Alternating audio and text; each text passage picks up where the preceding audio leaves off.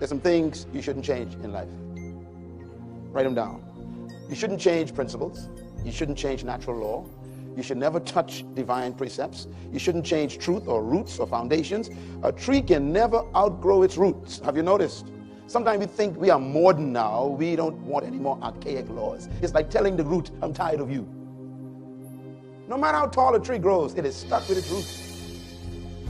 It is the root that actually gives it life.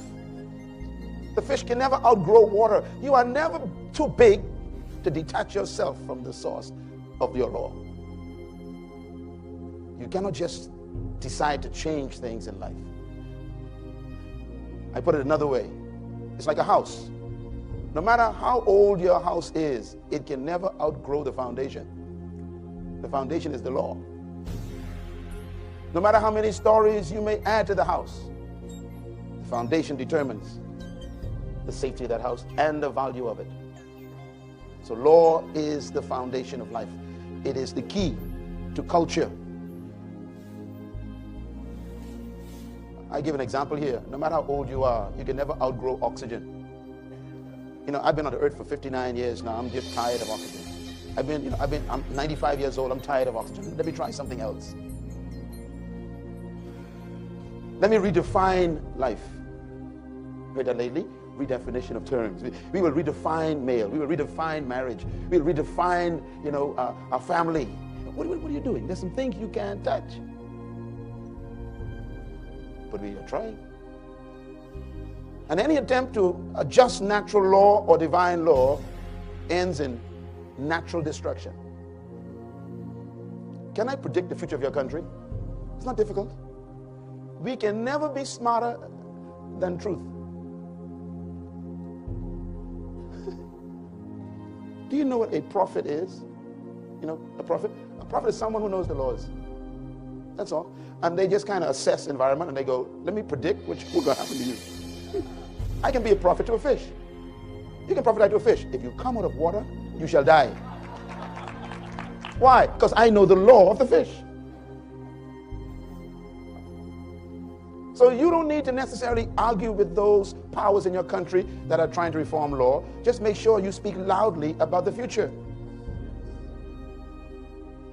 That's what a prophet is. Someone who speaks loudly about the consequences of broken law. That's all a prophet is. Some of these things you call prophecies, I tell you, it's not complicated. Ancient laws are always to be used as reference. There are some statements written by some great men. Solomon says, do not move an ancient boundary stone set up by your ancestors. Now Solomon is an interesting guy. You know, his father was David. And David really loved the laws of God. He taught his son the value of these laws. And Solomon concluded, my daddy was right. So he's telling all his sons after him, don't touch the ancient boundaries. What are we doing right now? We are tampering with ancient boundaries. I mean, we knew what a family used to be, right? Now we're tampering with it. We got two men adopting children, calling it a family. This is ancient meddling. Here's another one I thought was interesting. Jeremiah says, this is what the Lord says, stand at the crossroads. Everybody said we at a crossroads. Now Jeremiah is talking to 2014 right now. He's saying, look, your country's at a crossroads. City at a crossroads. Governments at a crossroads. And he gives advice. He says, look, ask for the ancient paths. When you are confused, go back to the root. If you don't know what to do, run back to law. I know you never saw that verse before. I know this because you are too spiritual. He concludes, he says, ask for the ancient paths and ask where the good way is and walk in it. And you will find what? Rest for your souls. When you obey law, there's always peace. How many of you ever ran a red light at a stop sign? What happens to your body? Everything changes in your body. The chemicals go crazy. All of a sudden, you start looking in the rearview mirror. You're checking everywhere. Why? Because there's no peace. Come on, you'll clap. If you know you're not committing adultery, You get peace in your bedroom. Law guarantees peace.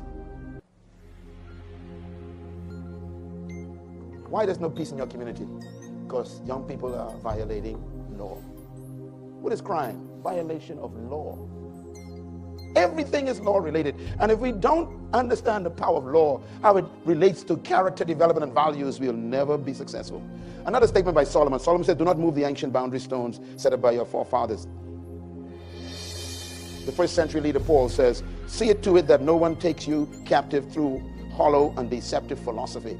Now, what they call breaking of law, they call it philosophy now. They have big words for it. As a matter of fact, he says, which depends on human tradition. We create values we want to trade to our children. So we violate ancient law. Notice Paul just says it plainly. He says, the basic principles of this world are what they choose instead of the law of Messiah. Can I suggest to you that we don't even understand Jesus? Jesus was a powerful reminder of law. Let me read his first public statement about law. He says, do not think that I have come to destroy law. Why? Because I know you will think it.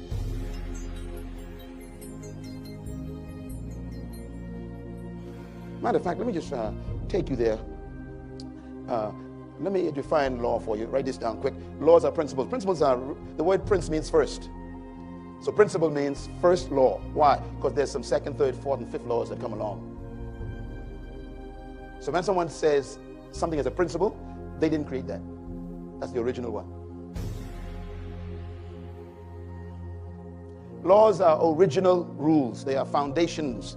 They are inherent. They are natural. Laws are creative injections to preserve life. As a leader, you must make a decision from this day forward that you will never tamper with divine laws or natural laws, and that you will defend them, protect them, and die for them. I remember reading Martin Luther King's statement. It shook my heart. He said, there comes a time when you must break human law when it conflicts with God's law.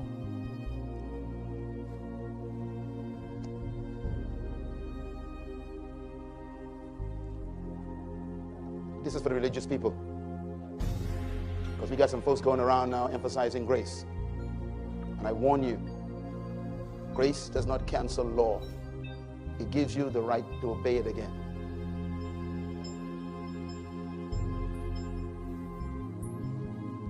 When you are set free from prison, the judge always says, don't you ever come back to my courtroom. What he's saying is, go out of here and obey law. So freedom is to obey law. Can't understand this. Here's a statement. For the law was given through Moses. True. Grace and truth came through Jesus Christ. True. But be careful when you use these terms. Grace is not just favor. It's also ability. Grace gives you ability to do what? To keep the truth. What is truth? The original information. And so, for those of you who need proof, let's read this together. Go. They are godless men who change the grace of God into a license for immorality and deny Jesus Christ, our only sovereign Lord. They use grace to do what? As license for immorality. This conference is about the moral force of leadership. And the only way to guarantee morality is law. Some of the politicians have lied to you and said things like, you cannot legislate morality. Don't you ever believe that. That is not true. Every law is moral. Every law has moral implications. You cannot make a law that doesn't contain morality. I submit to you, my friends, that grace is simply given to keep law.